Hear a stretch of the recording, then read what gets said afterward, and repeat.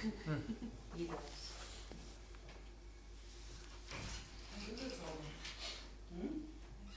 Oh, okay. Okay. Good evening again, everybody. Hi. I'm very pleased to welcome, finally, I should say, Jack Petrenker. We asked him many times to come give a retreat and a talk about this book, which is in the new series that Tartan Tuku has been writing in the recent years. He's been very productive. I won't say much about it, that's what Jack will be doing. Just to introduce him, I think Jack, together with Arno Meidlet, which many of you know, was one of the most frequent teachers in Amsterdam and in the other international centers, right?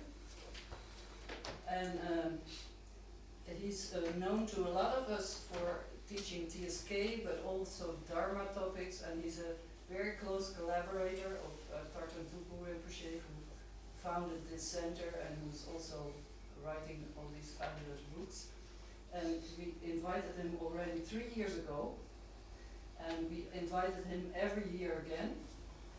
And now finally he's here for this, and we'll be having this is also the start of a retreat program. And we're very, very happy that he's here. In daily life, he's director of the Center for Creative Inquiry in Berkeley, California, and also of the Mangalam Research Center for Buddhist Languages. Do I say that correctly? Yes. Good. So, welcome, Jack. Thank you, Elske. So I'm very glad to be here. As Elske said, I've been visiting the center here in Amsterdam back before there was a center here in Amsterdam. I remember actually coming here one year, and the people who were responsible were looking for a place, and they showed me this place, and they said, "What do you think?" And I said, "Get it." I think this is a great center. I think it's a wonderful location. It's a beautiful building, and it's turned out to do very well, it seems to me. So I have a little bit of a cold. You may hear that. I think I'll make it through okay. Let me just ask, is there anybody here who has not been to Nyingma Centrum before? Okay, several of you. Okay, good. Well then, some of the things that Elske mentioned may be a little bit strange to you, a little bit unknown, let's say. So I will try to fill in some of the background.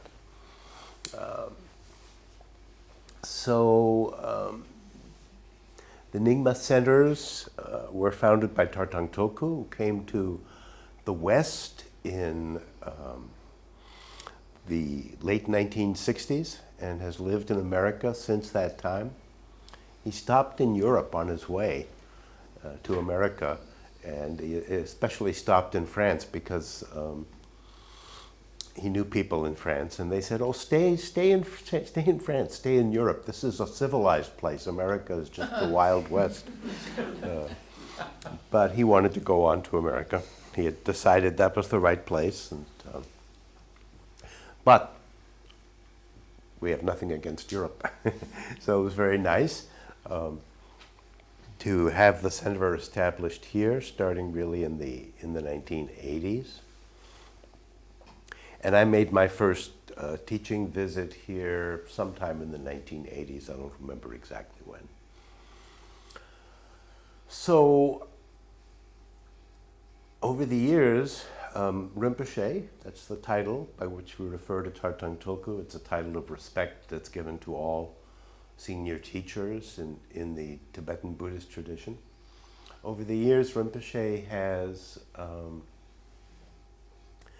devoted himself to two different areas, you could say. One is really preserving the Tibetan tradition, and he has focused on, especially on preserving Tibetan texts, because there was a tremendous loss of libraries and books in the 1960s after the communist regime in China had occupied Tibet. There was a time in the 60s and 70s when they were destroying libraries and monasteries, and it still hasn't fully recovered.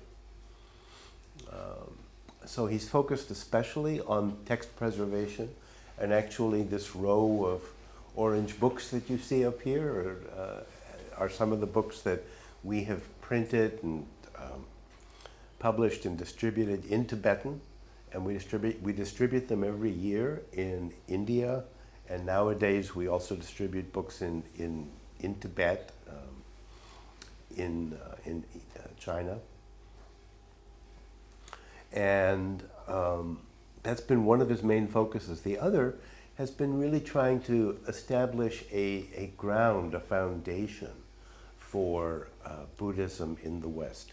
And of course there are many teachers who are doing that today. There are many teachers who have students and have established centers. Tartang Rinpoche, because of his strong focus on the text preservation work and on building a really major center for Tibetan Buddhism in America that's called Odeon, because of that he hasn't been in public. He made the decision in the late 1970s to stop teaching publicly, and he hasn't since that time. So at that time he said, well, he talked to some of his Western students. I wasn't there, it was before my time. But he said, well, you people are Westerners. You should be able to figure out how to present the teachings. So I leave it up to you. And he stopped teaching. But he did not, fortunately for us, stop writing books. So he's written a number of books. Some of them are more traditional, more like the teachings that you would have found or that were transmitted in Tibet. But many of them, the books that he's written in English, are, you could say, experiments. They're ways of presenting fundamental insights. You could call them Buddhist insights, but you could also say that they're not just limited to Buddhism. The word Dharma, which is the word that generally is translated as Buddhist teachings, it also simply means truth, or the way things are. So Rinpoche has been experimenting, looking at different ways to present the Dharma teachings, or to present the Dharma, or to present his understanding of the way things are, and of course practices that can make that understanding available for us, accessible for us. And I will say that a little bit that kind of links back up into my background, which Elske mentioned. Many years ago, in the late 1970s, Rinpoche published a book which was followed by a series of other books that collectively are known as the Time-Space Knowledge Vision, TSK. Elske referred to that as TSK. In Dutch, it's Ruimtetijd Kennis, something like that. Sorry for the pronunciation. So it's RTK. I wasn't involved in the first book, in the production of it, the writing of it, but I was the editor on all of the other books, and there are 6 books in the series. And so that's been my specialty, you could say, within Nyingma. And the TSK books are really interesting because they very deliberately say nothing about Buddhism. And that's not because they're meant to disguise their real Buddhist source. As Rinpoche says, he says, these books really are not Buddhist. There's no contradiction between what they say and between Buddhism. But they really are an approach that is meant for the West. And one of the subtitles in one of the books in that series is The Liberation of the Modern Mind. And that's something that Rinpoche's been really interested in. How do you communicate to a culture which is really so fundamentally different from Tibetan culture, but not just Tibetan culture, so fundamentally different from, you could say, any traditional culture. What we represent here in the West is a very strange, I want to say detour, but maybe that's not fair. We represent a very particular expression of the human capacity for understanding and for being together in community. We're very unusual in the things that we find important, the approaches that we take toward knowledge, the ways that we try to get along with each other. In some ways, we've done a lot of really valuable things in those directions, but in other ways, we have our own specific sets of problems. And so Rinpoche's been trying to address that. So he wrote the Time, Space, and Knowledge books, and then starting about 10 years ago, actually, he made a second effort, you could say, in that direction. And he started publishing a series of books that have the general title, Understanding Self and Mind. So that's pretty attractive in a sense. It's actually interesting. I mean, for me, it sounds like, well, yes, who wouldn't want to understand the self and who wouldn't want to understand the mind? And there's a sense in which that's generally of interest to people, maybe a little bit more psychological than what Rinpoche would look at. But it's definitely something that we can look at and say, that seems like valuable knowledge to have. So I think it's a title that expresses well what he's aiming at. And the first book in that series was called Revelations of Mind. And then he adopted an earlier title into the series that was called Knowledge of Freedom. But the next book after Revelations of Mind was Dimensions of Mind. So that's the book that I want to talk about tonight. That's the book that the retreat that is starting tonight will be focusing on, and the webinar, and hello everybody out there in webinar land, that they will also be focusing on. So I want to try to give a sense tonight of what is special about Dimensions of Mind, what sets it apart. There's a certain sense, because Rinpoche has been a very prolific author. He's written a lot of books. And there's a certain sense where you say, well, we can study this book, Rinpoche, you don't need to write another one, But he's I think it's an ongoing experiment. And he's really trying to present different approaches. So what is it about Dimensions of Mind that sets it apart? So for people who are here for the first time, here at the Nyingma Centrum in Holland, and who don't know anything about the other books, that's fine. It's not like I'm going to spend all my time now comparing it to the other books that he's published. I just want to stay focused now on Dimensions of Mind. But it is interesting to see what is it about this particular set of teachings that sets it apart, not only from other books that Rinpoche has published, but sets it apart from the way that Buddhism is being presented here in the West.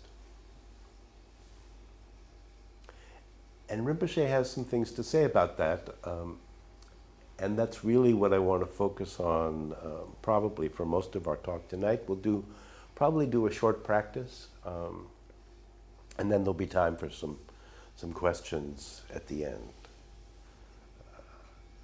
So, at the very beginning of the book, in the foreword, Rinpoche talks about the situation for Buddhism in the West.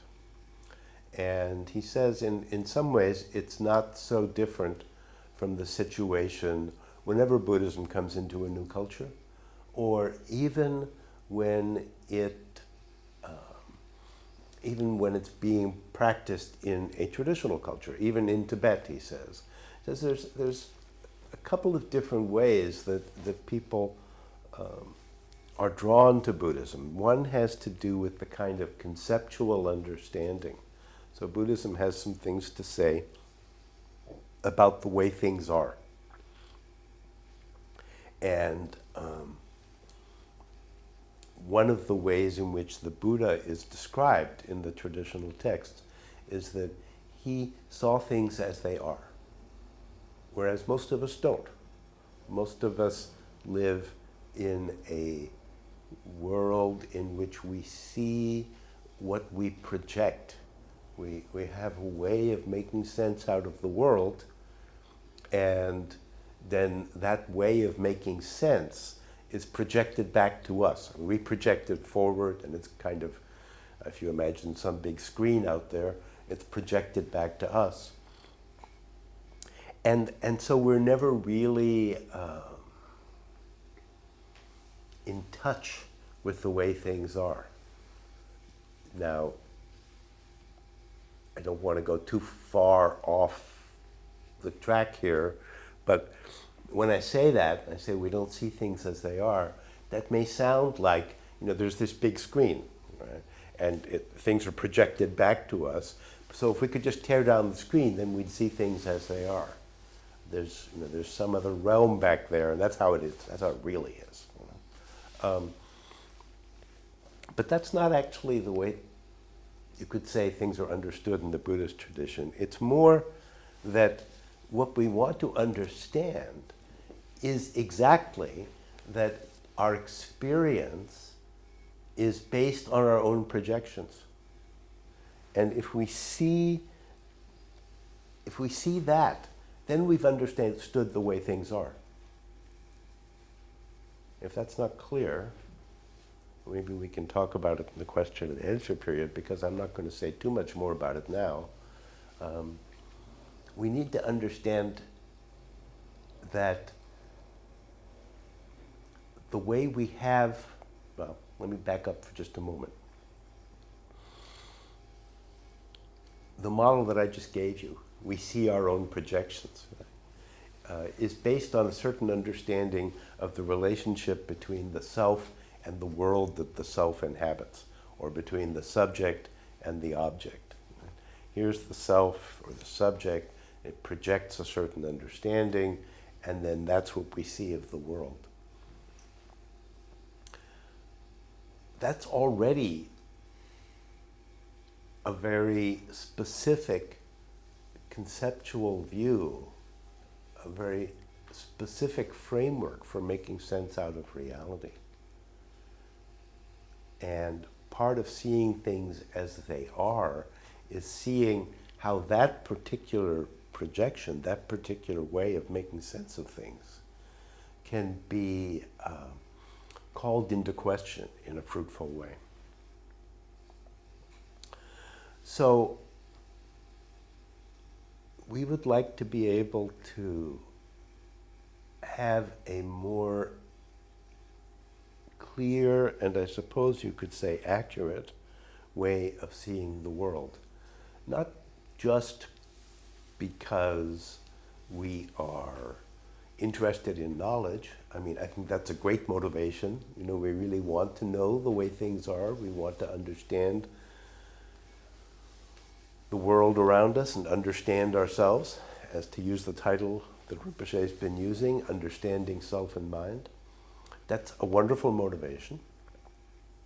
But it's also true that when we don't see things as they are, when we don't recognize how our understanding of the world is constructed,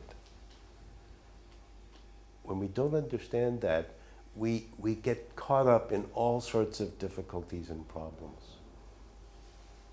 And you could say fundamentally it's a knowledge problem. Right? We don't get it right. And so we're constantly confused. And we're constantly making mistakes. And we're constantly making wrong assumptions about what could make us happy, about what our relationship to other people can or should be, about what has lasting value, ultimately about how to live our lives. We're constantly confused about that. We don't get it. And so we want to be able to get a better understanding and develop a better way of knowing so that we can correct that confusion. We can correct that mistaken way of seeing.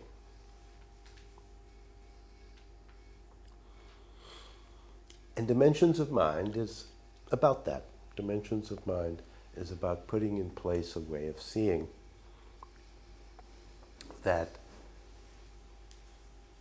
can free us from that confusion, from that misunderstanding, from that mistaken way of perceiving. Because when you think about what happens if you don't see the world in the right way, is that you really get entangled in your own misunderstanding, and it becomes a kind of a prison. And so the image is often used of freedom, of liberation. Liberation from suffering, that's the traditional Buddhist way of describing it.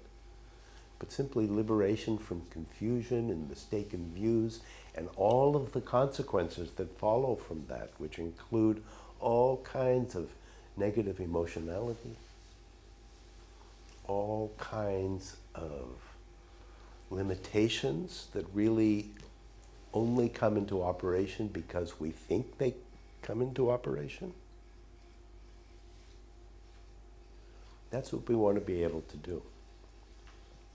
And in the Buddhist tradition, there are practices for doing that. There are approaches for doing that. And one of the things that Rinpoche said at the very outset of Dimensions of Mind is that people have been interested in Buddhism because of the sense that there is something to learn there, something to understand, a kind of a conceptual understanding. But they've also been interested in Buddhism because there are practices. There are ways of conducting yourself that can transform the way you see the world. And our general word for that in the West is meditation. Right? We practice meditation in accord with Buddhist teachings in order to see the world more clearly, in order to be able to transform how we are in the world. And what Rinpoche said at the beginning of Dimensions of Mind is that aspect of connecting with the teachings is still, he doesn't say it quite this way, so this is me talking now, is still in its infancy. You know, Buddhism, I mean, we've known about Buddhism in the West. You know, there were rumors, in the 19th century, in the early part of the 19th century, and then people began discovering the texts, and they began making connections with Buddhist teachers. Then now we're talking more about the second half of the 19th century. And then throughout the 20th century, there has been a gradual growth of interest. And in the late 20th century, there really was quite a bit of interest. That was at the time when Rinpoche came to the West. That was at the time when I started studying Buddhism, and some of the other people who are in the Nyingma community, which is located in several different countries around the world. That was the time when we became interested. And then today we have, a tremendous amount of interest in mindfulness, which at least has its roots in Buddhism. That's a whole other topic. It has nothing to do with what we're going to be talking about tonight. So there is all that interest. There have been many decades now of experimentation or serious practice. I mean, there are people who very seriously practice in those traditions, Westerners who do. But Rinpoche says, and again, this is my formulation, the practice of meditation is still in its infancy. We don't necessarily know how to make the change, make the transition from our ordinary way of understanding to a different way of understanding, a radically different way of understanding. And when I say radically, I'm really thinking here of the meaning, the root meaning of the word radical, which has to do with roots, right? With going to the root of what we understand. I don't mean necessarily the way we tend to think about the word radical now is overthrowing our current way of seeing. It's more finding what's really going on at the most fundamental level. And the difficulty is that when we approach a practice like meditation, or we study the texts, or we listen to a teacher, when we do all of the things that we do out of a sense that there's something of value to be learned here, that's wonderful, of course, to do that. But we bring with us our usual understanding, our usual way of making sense out of the world. And that's true even with respect to meditation. So there's a passage that I'm going to read you, and I'll have to make a couple of comments. It comes toward the end of Dimensions of Mind. He says, when you look at this world, and he puts the words "this world" in quotes. In English we say in scare quotes, right? It's like when you look at this world, it is a world governed by the regime of identity and ego. By the regime of identity and ego. And that's, you could say, putting it very briefly, putting it in a nutshell, the difficulty. We want to change something fundamental in our lives, but not so fundamental that it will challenge the regime of identity and ego. We want to be the ones who make progress on a path. We want to be the ones who get enlightened. We want to be the ones who understand more than other people. Maybe even we want to be the ones who discover knowledge that we can share with others. So I'm not saying that it's necessarily all in terms of what's in it for me. I'm saying that we bring that with us. We bring that structure, identity, ego, self, me, mine. These are things that Rinpoche talks about in Dimensions of Mind. We bring all of those structures with us. And in the end, or let's say at a very deep level, that just won't work. Because we'll just duplicate the same patterns, the same confusion, the same misunderstanding that has led to our current difficulties and problems. And let me just say, although it's not something that's in Dimensions of Mind, but lately I've really started thinking quite a bit about how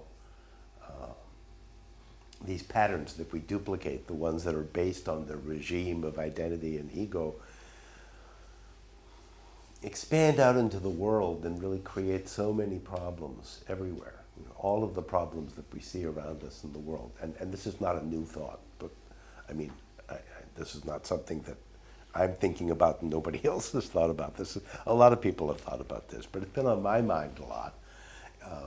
And I think in terms of really understanding something about the mind, about the dimensions of mind, it can be a really good motivator to recognize that when we misunderstand, when we don't understand, when we keep holding on to the same patterns, the same models, when we do that, we are creating problems that manifest in every part of our lives, at the social level, at the cultural level, at the environmental level, and in our own hearts and minds. So these are fundamental things we're talking about. That is to say, things of fundamental importance. So I was in the middle of reading this quote. He says, when you look at this world, it is a world governed by the regime of identity and ego. It is a world where images based on the kleshas are constantly pouring down on us. Now, klesha is a Sanskrit word. One of the interesting things about Dimensions of Mind is that although it does not use a lot of Buddhist terminology, you know, those of you who are familiar with Buddhism know that traditionally Buddhists like lists. And so you say, well, what's Buddhism all about? They say, well, let me tell you about the Four Truths, and then I'll tell you about the 3 marks, and then I'll tell you about the 4 seals, and then let me tell you about the Eightfold Path. You know, and those are the traditional Buddhist teachings, you could say. And a book, Dimensions of Mind, like many of Rinpoche's books, do not really use that way of analyzing experience. He's really looking for a new way of presenting insight and understanding. But in Dimensions of Mind, more than in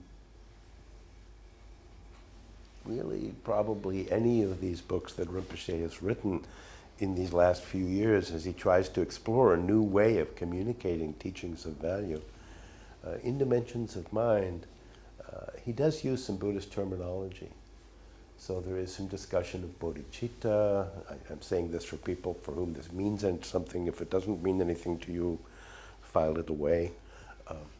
Bodhicitta, the 4 immeasurables. He even talks about the many factors that lead to a negative way of engaging the world. But specifically, he uses this word klesha. And klesha is an emotion, a negative emotion, or a kind of a tendency toward emotionality. That's not completely accurate, but for our purposes, it will certainly do. What he says here, go back to the quote, he says it's a world where images based on the kleshas are constantly pouring down on us. Well, that's an interesting way of presenting it. So we engage the world in a kind of an emotional way. That's the kleshas. And the kleshas, he says here, generate images. So why do we engage the world that way? Well, it grows out of our fundamental misunderstanding. It grows out of a commitment to the world of ego and identity. That world is one where this negative emotionality is kind of the flavor, You know, it's like the air that we breathe. And he says the kleshas are always pouring down images. So you'd have to speculate. I mean, he doesn't talk about that. What are these images? Well, they have to do, I suppose, with what do I want, what do I need, what will make me happy. It's the way we have of making sense of the world, those kinds of images. So that's the world that we live in. And there's some discussion of that in Dimensions of Mind, for sure. But the main thrust in Dimensions of Mind is, what else? What other possibility? What else could we be doing? Is there another way? Or are we just stuck there? And that's kind of it's not a trivial question, because we're so committed to this way of seeing the world that you find yourself asking again and again, and it comes up repeatedly in different ways, in different forms, in Dimensions of Mind. Can we even do it differently? Can we change it? And that, in a way, is the fundamental question of Dimensions of Mind. How could we do it differently? And you could say that's the fundamental question in Buddhism too. But what Rinpoche is saying is that the ways we have developed for working with the mind, with our understanding of the world and ourselves, they're still under development. I said they're in their infancy. Let me see if I can see in my notes here what he actually says. Well, I don't see it right now. But the basic idea is we're still developing an approach. And it may be that we will succeed in developing an approach that will find a different resource for understanding instead of this world of ego and identity, and instead of the kleshas. That may happen. But Rinpoche's sense, I think this is fair to say, is that it hasn't happened yet. And he's trying to contribute to a way of exploring who we are and what our possibilities are, that could take us further, that could open up, that could make that kind of radical shift. Remember I said radical before. Not based on ego and identity. And that's what he's doing in Dimensions of Mind. And he's exploring it. And one of the interesting things about the book is that it's in dialogue form. So it's mostly Rinpoche. But there is a questioner, and that actually is me, because I was working on the book with him. And so, you know, I can't quite say the plot, can I? the development in Dimensions of Mind proceeds in a kind of a question and answer format. And actually, I think that works really well. I remember when I was working on the book, at a certain point, you know, when Rinpoche dictates his books. So, you know, so the job of the editor is to take down what he says and then work with the language, because it's not, you know, English is not his native language, and so you work with the language, try very hard not to distort anything,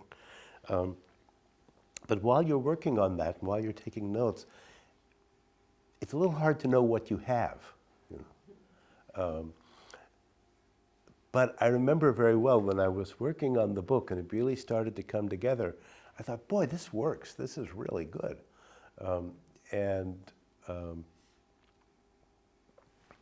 I guess part of what I'm trying to do tonight is to share with you that sense. You know, you have to take my word for it because you haven't read the book. But people who have, I mean, a lot of people have found this to be a very powerful way of proceeding. But it does proceed in this dialogue form, and that works well for people, I think, because you can kind of imagine yourself in that dialogue. So it gives you a kind of an easy access. So Rinpoche is asking this question, what can we do? What can we do differently? And Dimensions of Mind is an attempt to answer that question. So let's go back to that quote. So this regime of identity and ego is one in which the kleshas are pouring down images, right? So that's the bad news. The good news is what he says next. He says, when that regime is not in control, we enter a different world. We're no longer living in the same world.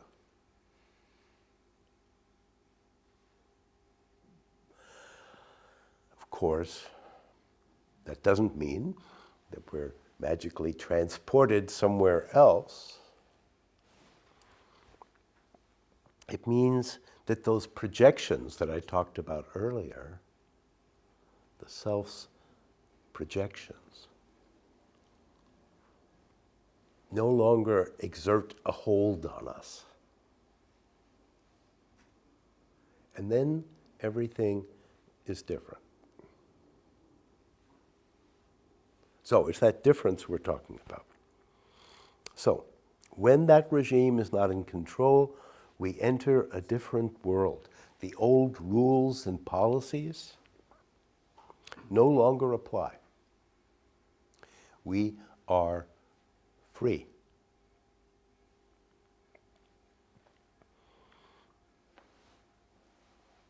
And then he says, this freedom is intrinsic to our being.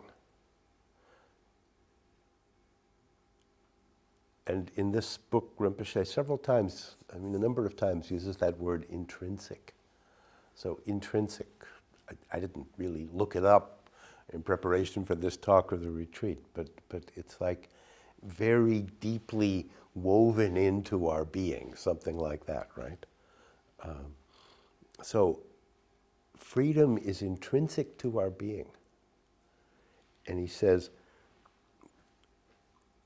well, I'll read the sentence. This freedom is intrinsic to our being, so it does not depend on radical change.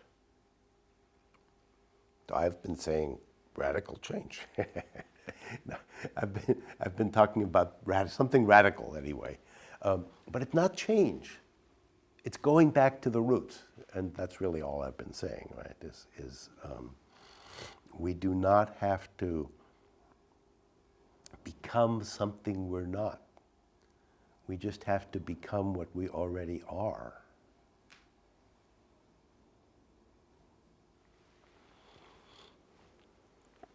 And then he says, just to add to that a little,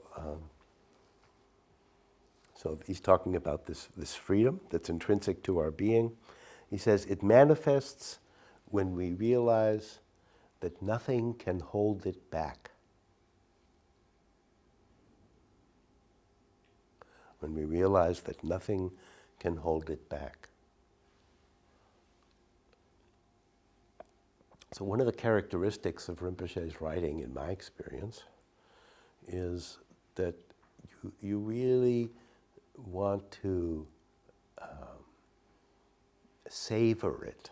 You know, you want to really look carefully at the language. It's quite remarkable because English is not his native language, and his syntax, I'm not sure if that word is familiar to everybody, but how you construct sentences and paragraphs and so on is, it's just as much Tibetan as it is English. That's why editors work on his books.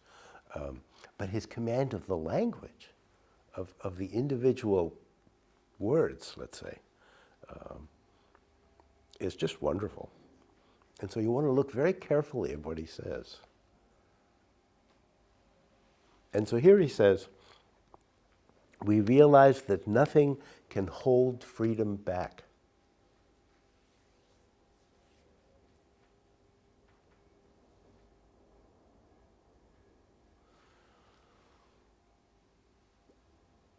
All of the structures that we create, all of the misunderstandings, you could say, all of the assumptions that we make, and so many of those circle around I and me and mine and identity, fixed and solid substances, all of those structures, that world that we live in, that we have projected, that we have created,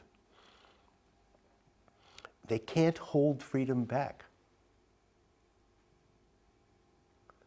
Because really, they're just our projections. And the whole problem, in a sense, and I don't want to oversimplify it now, I mean, this is, a 300-page book. But the whole problem, so when I say whole problem, I don't really mean it, but the whole problem is that we think there are things that can hold us back. And it's those things that we've identified and named and say, this is the world we live in. And so it means we can do this and we can't do that. We can go here and we can't go there. We can understand this, but we can't understand that. All of those structures that we've set in place, there's nothing to them.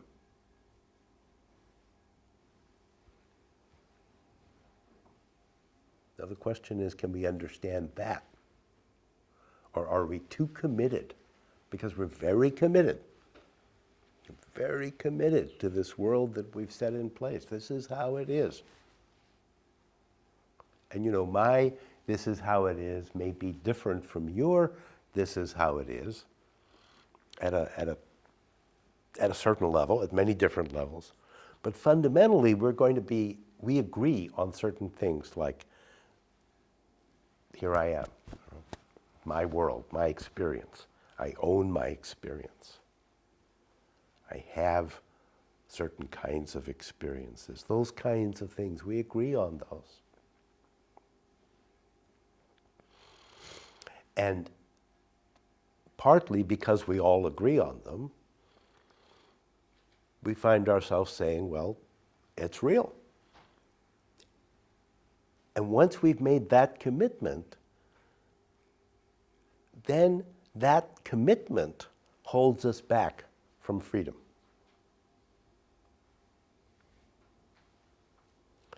But it's the commitment. It's not what we're committed to. And we could tell any story we wanted to. If we were really committed to it, we would have to live within that story, right? So you can look at this psychologically. I mean, I think in the West we're kind of good at psychology.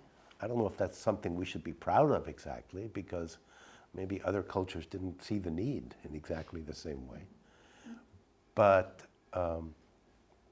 if you look at it in more psychological terms, we all walk around really with a certain understanding of who we are, and we say, I can do this, but I can't do that. Or this is how I am. This is the way I always am. Right? This is what I always do. You say, oh, I screwed up again. I messed up, right? Because that's who I am. That's how I do things. So we kind of get that way of understanding experience may not be completely accurate. Well, we're talking about something similar here.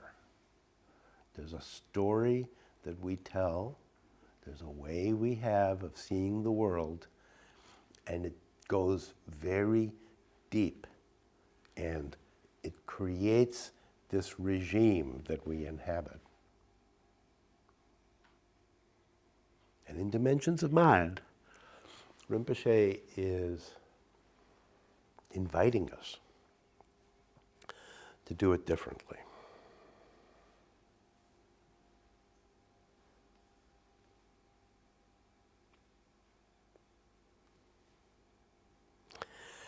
I think I want to take a couple of minutes here to just have you look. Because it's not, what I'm saying may sound, I don't know, I don't know how it sounds to you, but you may have a sense of, yeah, there's something to this. But you have to really start to recognize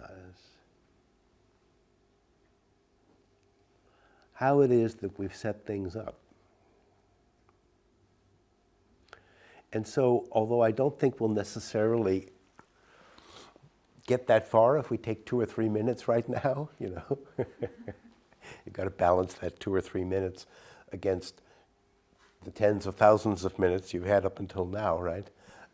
So I don't know that we'll actually get that far, but the reason I want us to do it now, well, it just kind of seems like the right thing to do, but I guess the reason I want to do it now is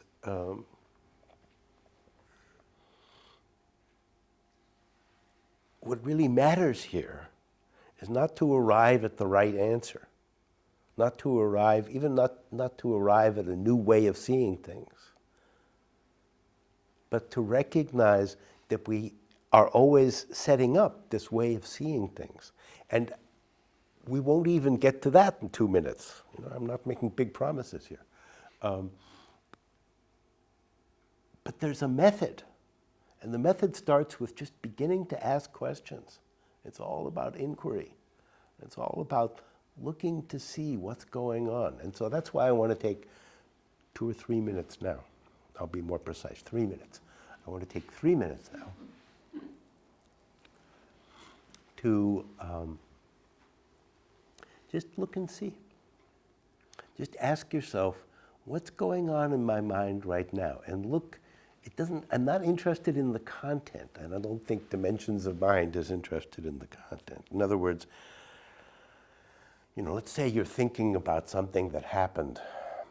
If I say, okay, you don't have to listen to me anymore, let your mind do whatever it wants to do, which is what I'm about to say. I haven't said it yet, so pay close attention. But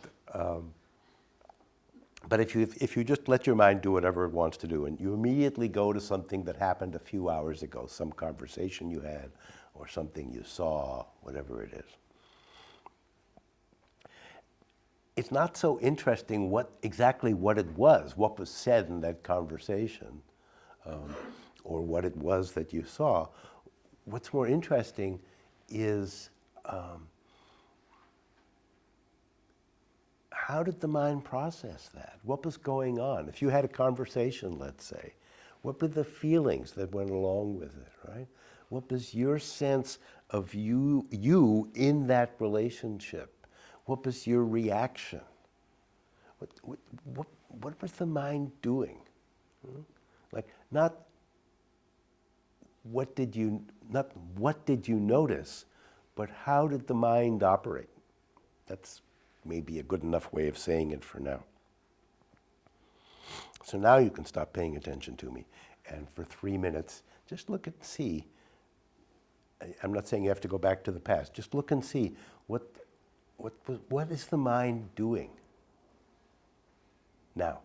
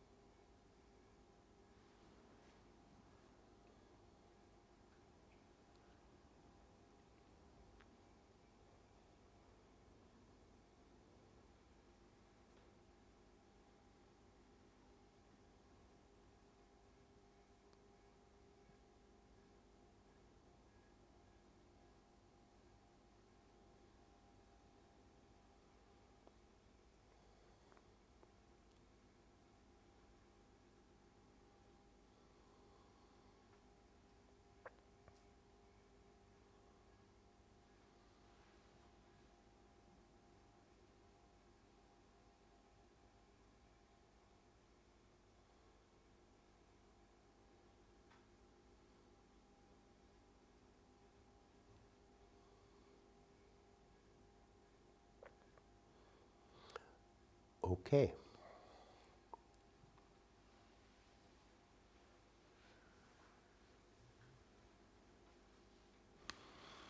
Now, I won't ask for any comments or feedback on that right now, but if something really struck you during those 3 little minutes, maybe just make a mental note, and you could bring it up when we open up for questions at the end. One of the things you may have noticed is that we actually do go off almost automatically into the content of what the mind is doing.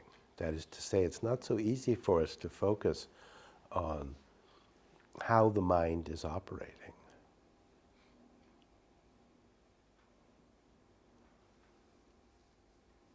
So if you think back to something that happened and it was not pleasant, we get caught up in the circumstances. That's where the mind goes. Going to the feeling is already a good step, but there's also just the operation of the mind. How does the mind generate? I don't mean like what's the scientific explanation, but how do these memories come up? And how does the emotional charge that goes with them, how does that operate? And how does it color the situation? There's many, many, many, many, many, many questions like that.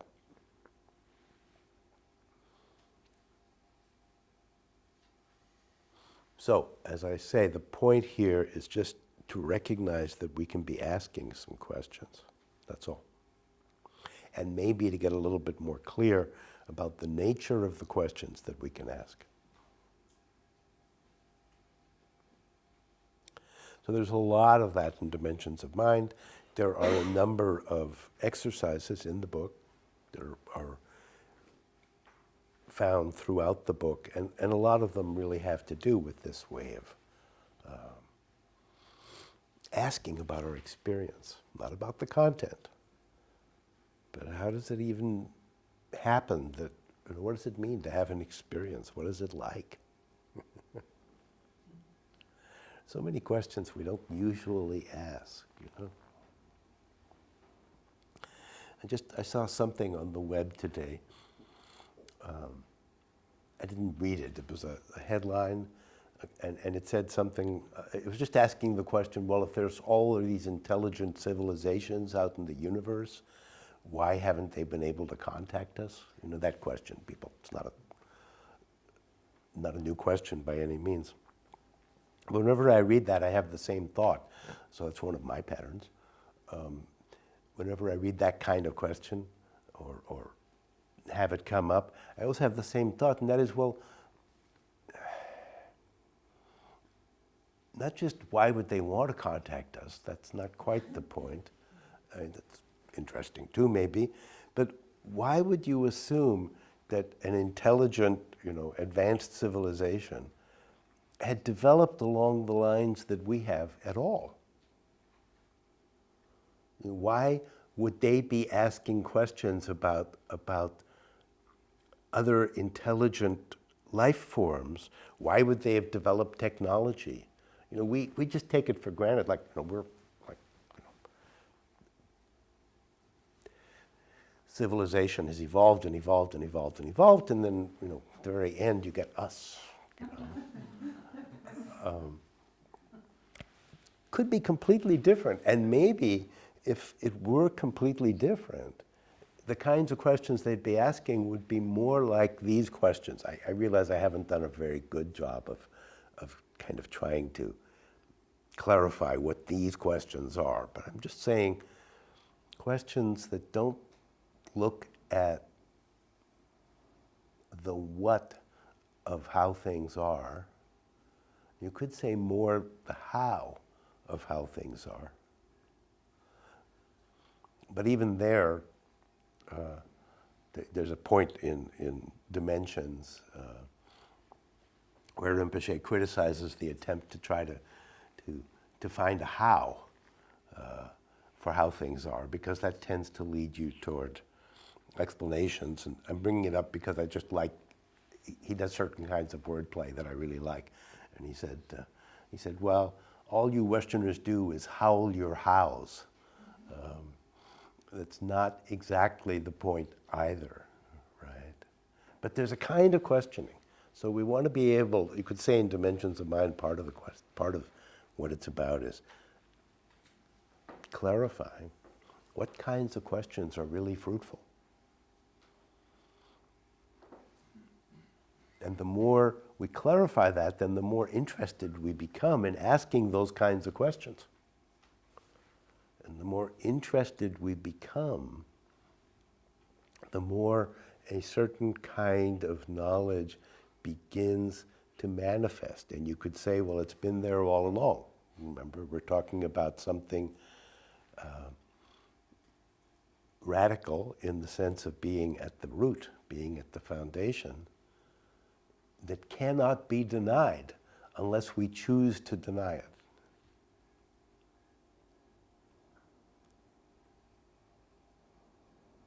So, what is the problem? I'll ask it that way or put it that way. What is the difficulty that keeps us, let's say, looking in the wrong direction?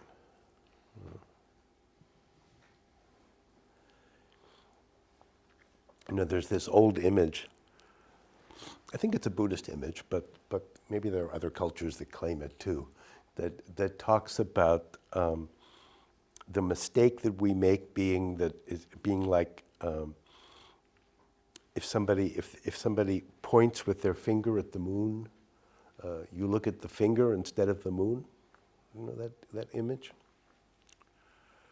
You could say, so what is it that keeps us looking at the finger? Why do we turn in the wrong direction? Why do we ask the wrong kinds of questions?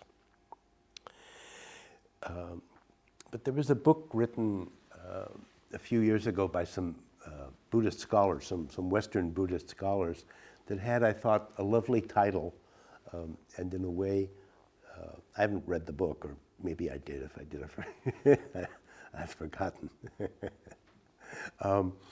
Anyway, the title of the book is "The Moon Points Back."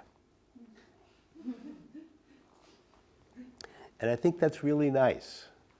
It's a kind of an invitation to turn to what matters most. I won't try to say any more about it, but maybe just a little hit of a different way of seeing. So what is it that leads us to look kind of in the wrong direction, right? Or in a direction that's not fruitful? We don't want to talk so much about right and wrong, but you know, what leads to our being in this world that we live in, that's the regime of identity and ego?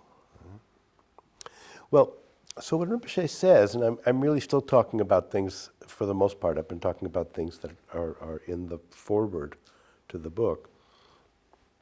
He says it's because Westerners take a conceptual approach to understanding the world. That's the kind of knowledge we accept as real.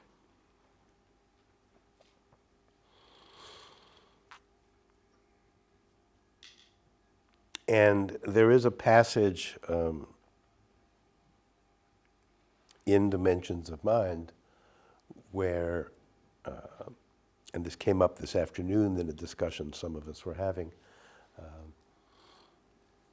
where it's one of these dialogues, and Rinpoche says, well, you know, I've tried writing all these different books. Before this, the Time-Space Knowledge books, Revelations of Mind, other books. I'm trying to clarify something, trying to make something available. And then the question gets asked, well, are you satisfied? Do you feel people are getting what you want them to get? And he said, yeah, not so much, because they're too conceptual, right? The approach is too conceptual. And so what I want to call our attention to right now is that what Rinpoche understands, what he presents in dimensions of mind as being conceptual, is much broader, I guess you could say, than what we would normally say. Because people who are interested in meditation, people who come to the Nyingma Centrum, I think you generally don't have too much difficulty with the idea that conceptual thinking or conceptual understanding is limited. You know, I can imagine, I'm just making up conversations now, but I can imagine that when I say, paraphrasing, quoting Rinpoche, you know, saying Westerners are too conceptual in their thinking, that you say, well, yes, that's why I meditate. Right? That's what I'm interested in is not concepts. I'm interested in experience. I'm interested in direct experience.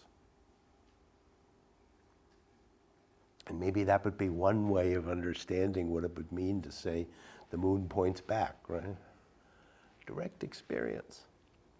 But what Rinpoche says, and it's a theme in Dimensions, is that the whole idea of direct experience is already conceptual.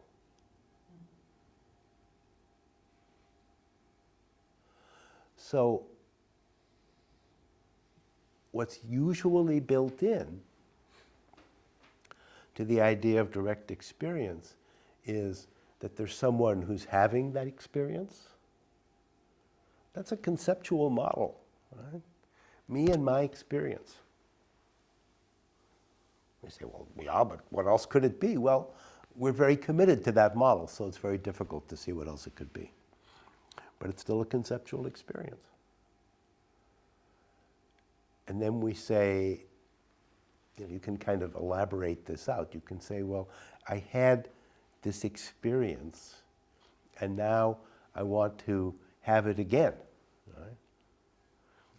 That's very conceptual. Right? Or maybe we say, I had this experience and I really saw something brand new, you know, for the first time, all of my usual conceptual structures, or maybe not the first time, but sometime, another time, where I saw things clearly. That maybe needs a little more unpacking. You need to go into it a little more, but it's still the same basic idea. The whole idea of experience presupposes the sense that there's someone who has the experience, there's an experience that someone has. Usually we call that someone me or I.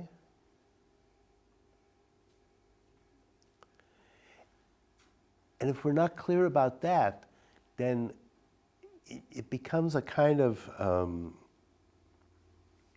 it's a wrong move to say, well, forget about concepts. I'm just going to go to direct experience. No, you're not, because you don't understand what is involved in having a direct experience. You don't understand that when you are in that field, and that is the target that you set for yourself, you're confirming a conceptual structure. And of course, the whole idea of target, the whole idea of meditating. Let's say we don't talk about experience, we say, I want to meditate. Say, okay, same basic structures. There's someone who's meditating. There's someone who wants something from meditating, who's trying to achieve some goal. There's a path that someone is taking. Concepts all the way down. You know? And you say, yeah, but what else can I do? Well, okay, more concepts, right? There's somebody who can't do something about some situation that they've described as existing.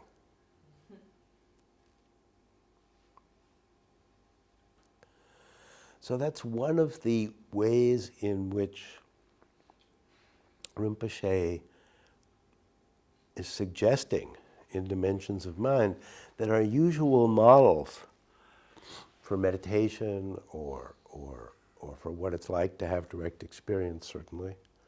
They don't go deep enough.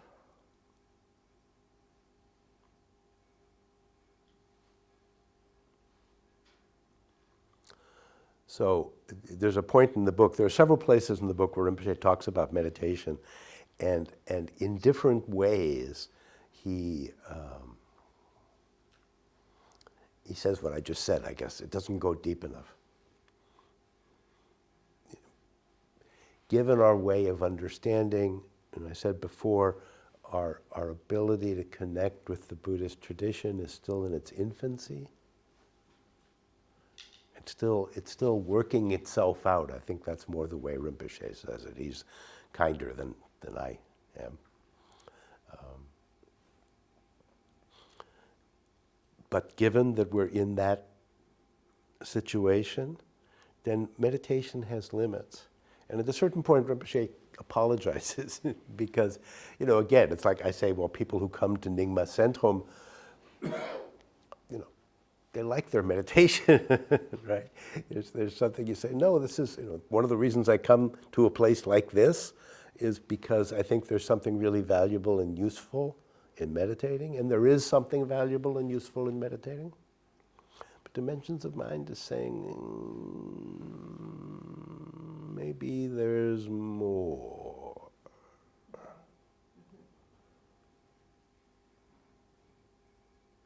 That's probably a very American way of doing that, what I just did, right? I don't know if you do it that way here. But you say, yeah, maybe. I'm trading on my funny cold voice right now. Now I can't do it. Okay. Anyway, so the book is about, this book, Dimensions of Mind, and what it has to teach is about going deeper than that.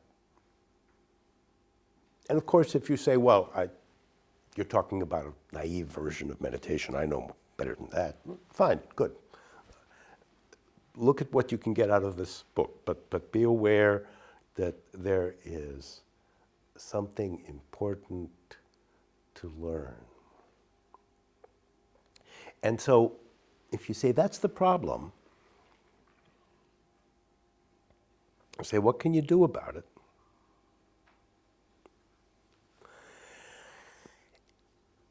And so I'm going to give you another very short passage from the book, which begins to suggest what you can do. And I suppose we've already been pointing a little bit at what we can do. So here's the passage. We start, and this is related to what I was just saying. I didn't realize I was quoting, but I was. We start from a fixed conceptual point. For instance, that we are the meditator, the seeker on a journey, the subject trying to make sense.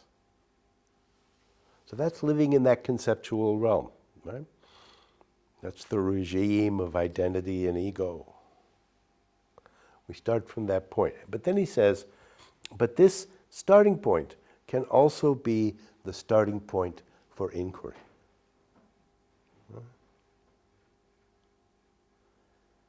Here's this model that I have. Here's this conceptual scheme that I've put in place.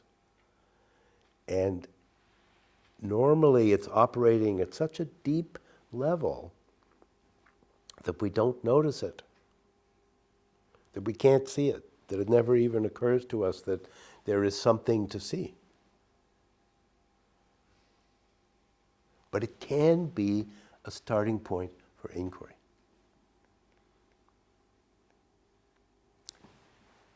And Dimensions of Mind is really about, you could say, how do you start inquiry? Because once you start it, it builds up a momentum. Once you realize you can ask certain questions that you didn't realize you could ask before, that you didn't realize before you could ask,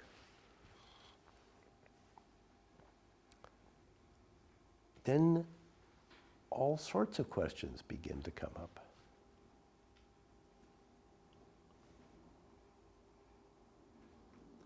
Somebody asked me once in a kind of public setting, well, it was a public setting, they said, they said, I said, Jack, how is it that you're always asking questions? Or how is it that you're curious all the time?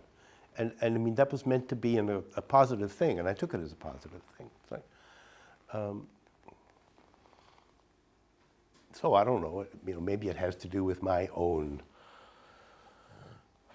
kleshas or my own patterns. But I think partly, at least, it has to do with having awakened to the power of a question. And not just questions about the what of what's going on, and not just questions about explanations, what caused this, but questions about, I'm not sure I have a good way to say it right now, questions about how things arise. That is, watching the arising. It's like, a moment comes, right? Here we are, and the future is arriving. Right? Here it is, and here it is, and here it is. The future is always arriving. We say that we're always in the present moment, and that's fine. You could say that. It seems fine. But it's also true that the future is always arriving. That's part of the structure of the present, is that there's a future that's always arriving. Right?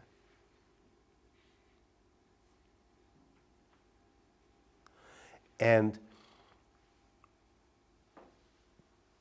that arriving future, that arising future, is just always tremendously interesting because you don't know anything about it. Right? You can never know anything about the future. You can predict what the future is going to be like, and then once the future has showed up, it turns out your prediction was right. But that's only because now the future has become the past, and you can look back at it and say, yeah, my prediction was right. So you're sort of comparing your past prediction to what already happened, which used to be the future, but you don't ever know anything about the future. That's the whole point of the future. It's completely indeterminate, undetermined. This is not something Rinpoche talks about so much in Dimensions of Mind, but I got excited.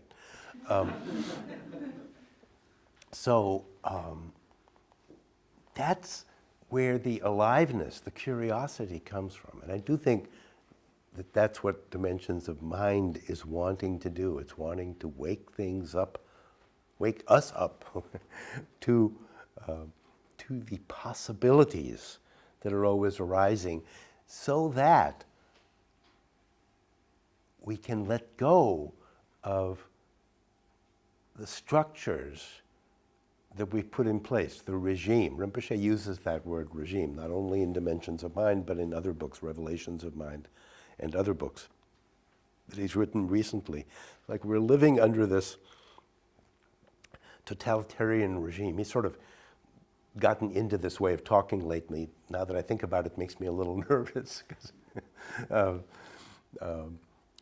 like a totalitarian regime, and there are spies everywhere to make sure that you keep things, that you keep doing it the right way. That's what he's saying. That's how we live. There's another image that he uses in a different book about how we live. And he says we live in the world like illegal aliens that are always afraid that we're going to be arrested and thrown out of the country.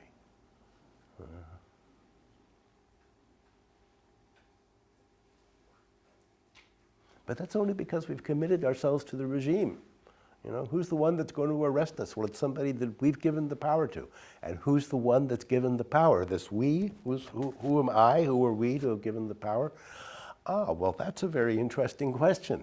We don't have an answer to that question because the regime has already been set up, and within the regime there is no answer to that question.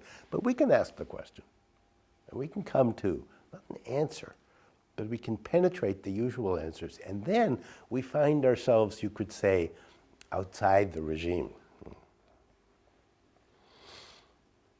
in Dimensions of Mind, Rinpoche talks about I and me and mine and mind.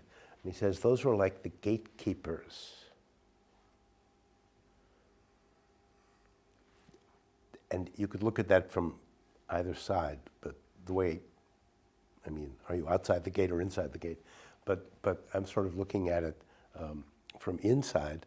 They're the ones who are sort of keeping watch to make sure you don't get to go outside. Right? They're the ones who insist that we're always telling a particular story. But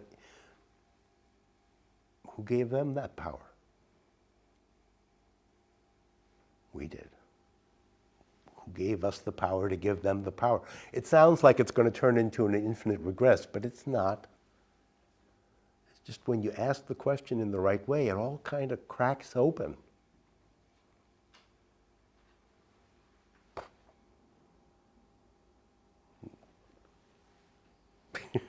It's just lying there on the ground. We say, that's what was holding me back?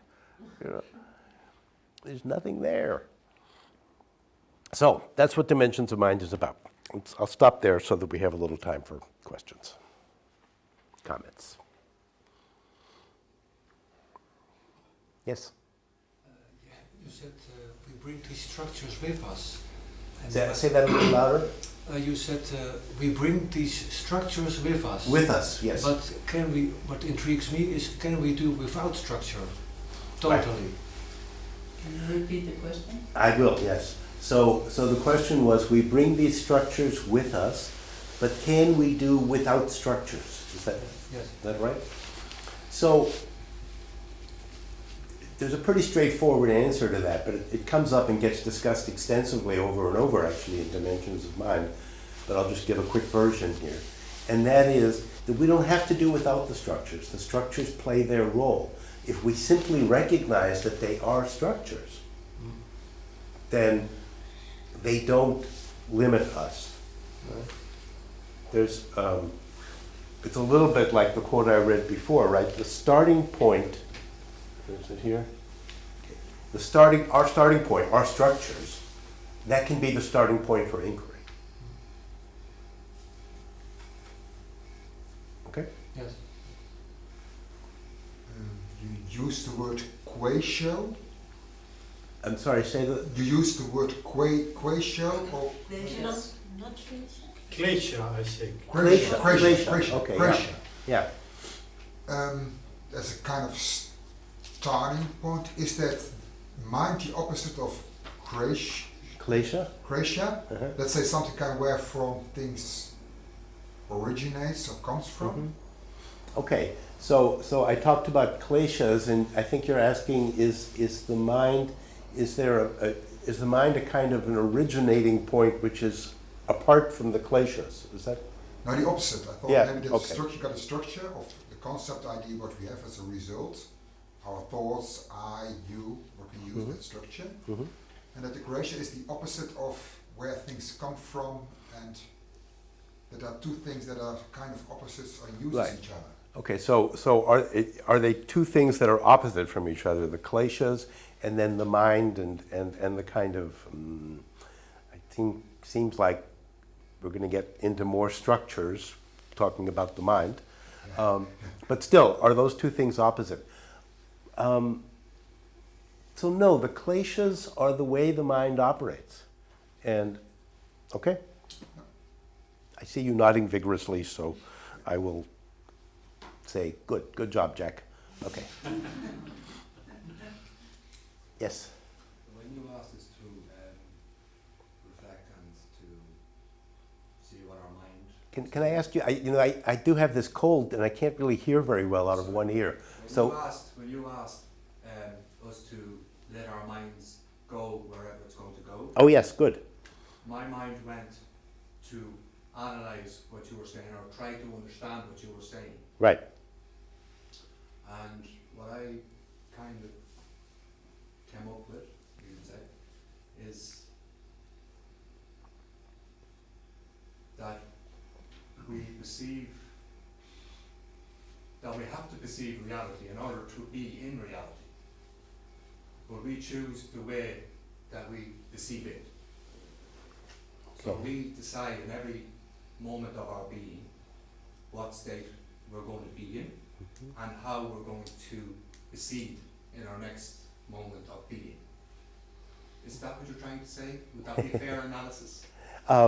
Okay, so there's two separate points. So your question was, you said that when you were looking at what, when we did that very short pause, 3 minutes, to look at what's going on in the mind, you found yourself analyzing what I'd been saying, and then you presented the results of your analysis. And the results of the analysis were that we, if I may get this wrong, so correct me, we perceive reality. We have to perceive reality, but it's up to us how we perceive reality. So we are the ones who are constantly creating our reality through our perception. Yes, that'll be, yeah. Okay. So let me take the second part of that. So this is a good example of a question or an analysis, let's say, that that has some unexamined assumptions built into it. And our analyses almost always do, right? So what's unexamined here, and I'm not saying you should have examined it, I'm just trying to point to something, is the one who is doing the perceiving, the relationship in which there is a reality to be perceived by someone who's doing the perceiving, and then the creative force that allows all of that to happen. That last one I think is really promising, actually. The first ones, I would say, it would be, in terms of what we're trying to do, in terms of what Dimensions of Mind is trying to do, it would be fruitful to look, always really, to look for the part that is unexamined. That is a move that Rinpoche makes, it seems like an infinite number of times in Dimensions of Mind, when the question, certain questions are asked and says, no, look, you're not looking at this part, you're not looking at this part. So, okay, but that may sound like I'm trying to, or I'm not answering your question directly.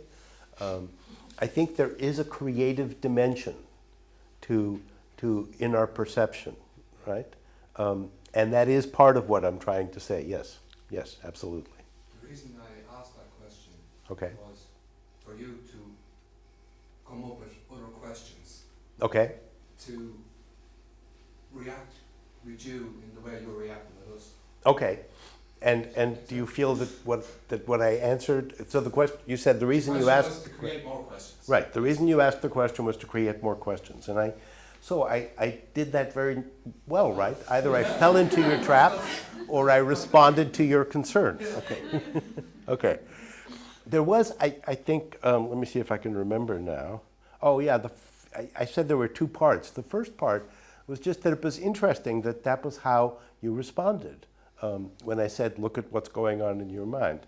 It wasn't exactly what I was suggesting as a possibility. There's nothing wrong with it. There's never anything wrong with what the mind does and where it goes. There's always possibilities for learning. But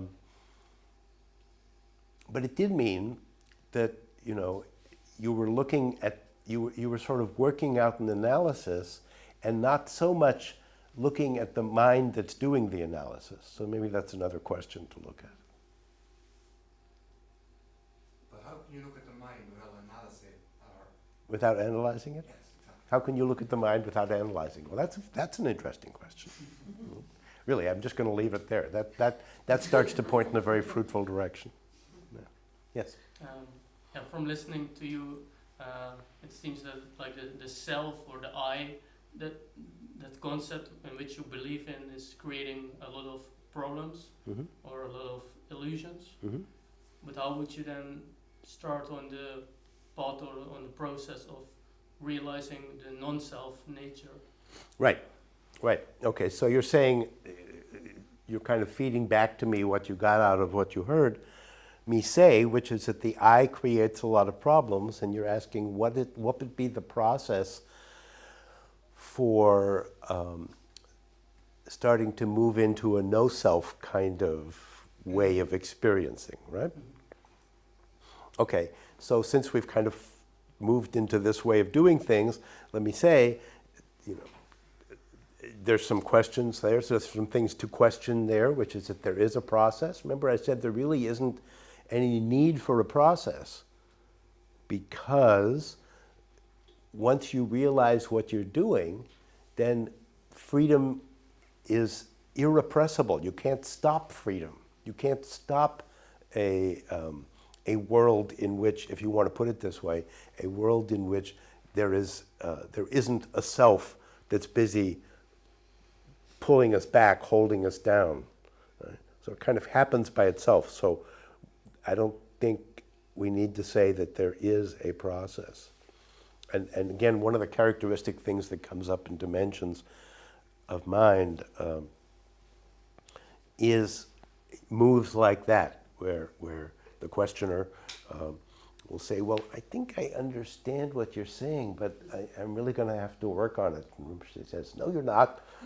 You know, that's just another assumption that you're making, you know.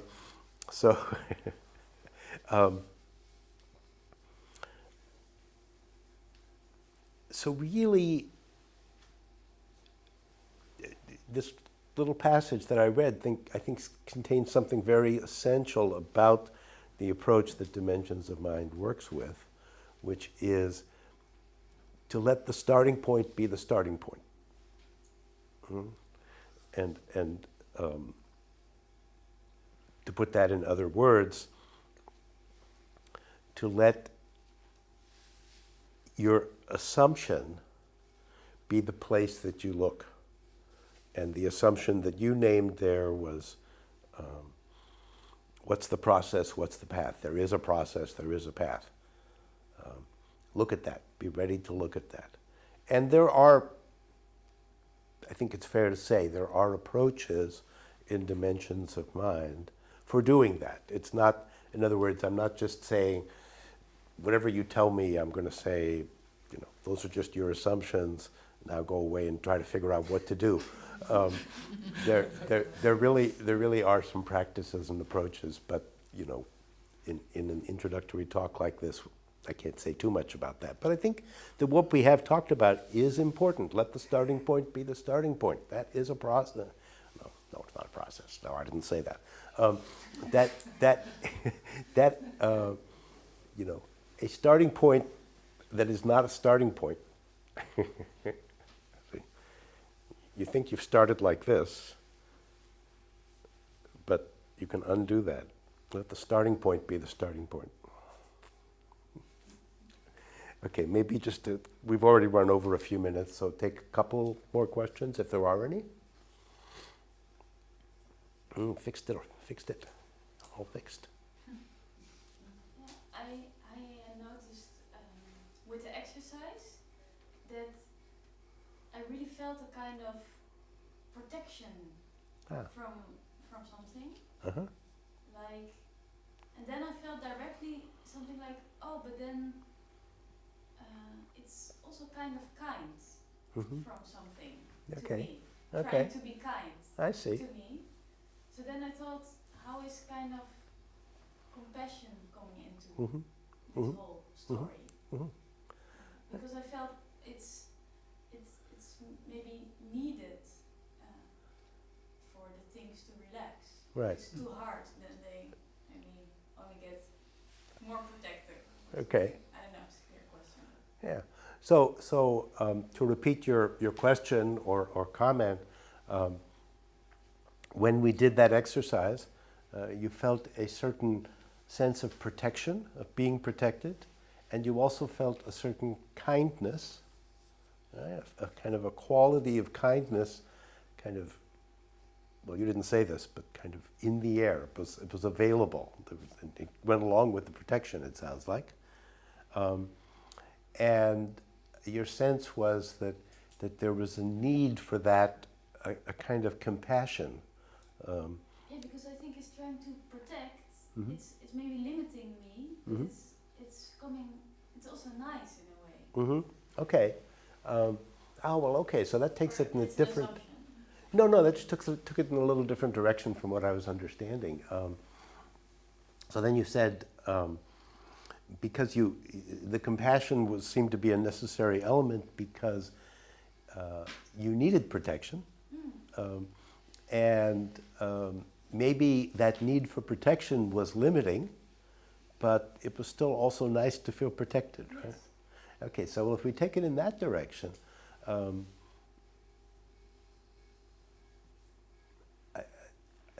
mean, Rinpoche talks about that specifically in Dimensions of Mind, but I'm just wondering if that's the right answer in this context.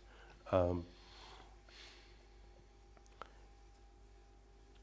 limitations can feel protective.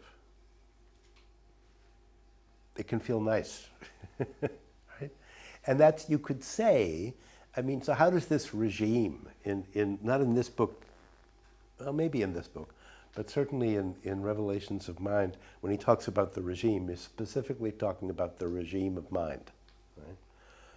So how does that regime get set up, or why do we give it control? Of course, that I'm telling a story now that is just a story, right? But if we kind of imagine that that's what happens, you could say, well, the regime says, look, here's a little bargain we can make, right? I'll protect you. I'll take care of you. I'll make sure that certain kinds of problems don't come up or certain kinds of questions don't come up. And we say, thank you very much, regime, you know, sort of like totalitarian regimes everywhere, I guess. So, yeah, we need to be careful of that. I mean, of that response, because it may be limiting. We could be going in a very different, we could find a kind of protection that is very different from that.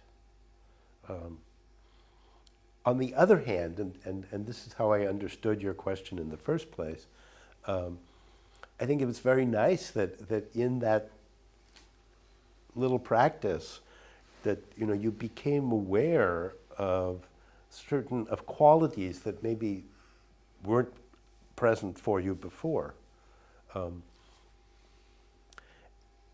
And that is potentially a really valuable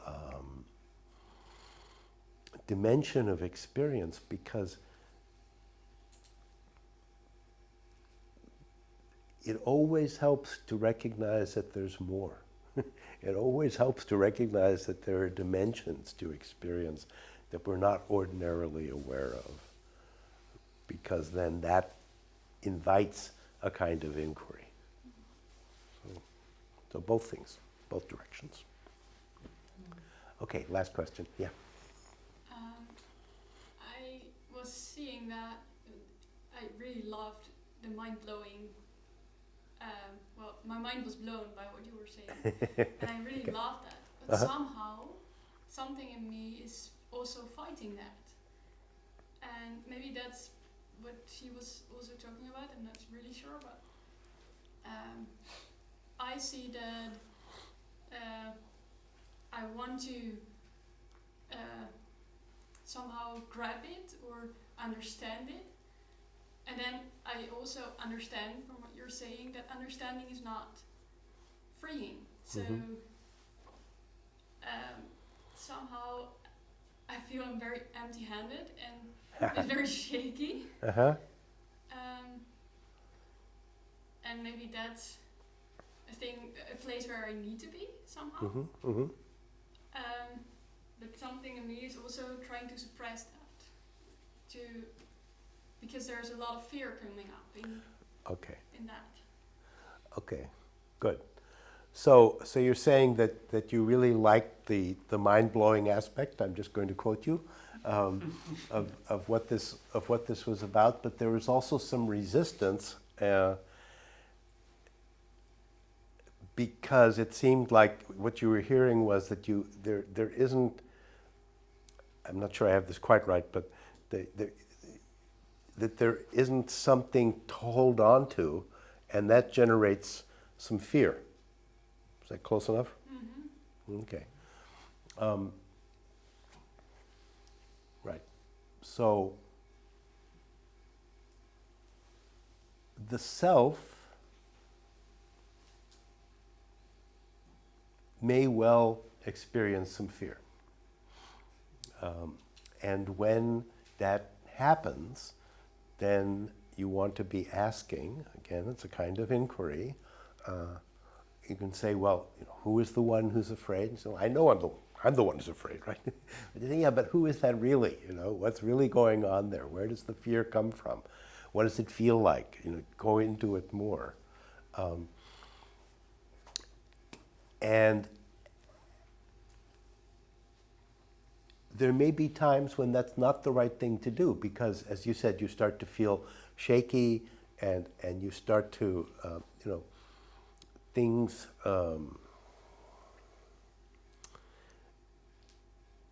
it feels like there's something threatening going on. And the question is always going to be to look at that sense of being threatened. And you can ask who is being threatened, or you could just look at the feeling of, what is that actually like when you look at it? Where does it come from? And the more you can investigate without making it your position. See, the moment it becomes your position, then it can no longer be investigated. So the more it becomes, so instead of making it your position, when you turn away, when you ask the questions, then it will, it sounds like a big promise maybe, but you may find, let's say, that it will dissolve. You see this fear off on the horizon, and you say it's going to get worse and worse, and then I'll be stuck in it. But that's not how it's going to work if you can really keep opening and questioning. You find yourself in a very different place, and in fact, where you find yourself is a very positive place. And for those of you who are in the retreat, where we're going to start tomorrow is with, so the first part of the book, I think there's 4 parts, and part 1 is called Getting Started. So I thought maybe we'd start there. The first thing he says is starting with the positive. So we start with a sense of what's positive and what really supports and sustains us. And when we have that as a foundation, then these other kinds of concerns are not likely to come up. But you need to take care of yourself. That's true too.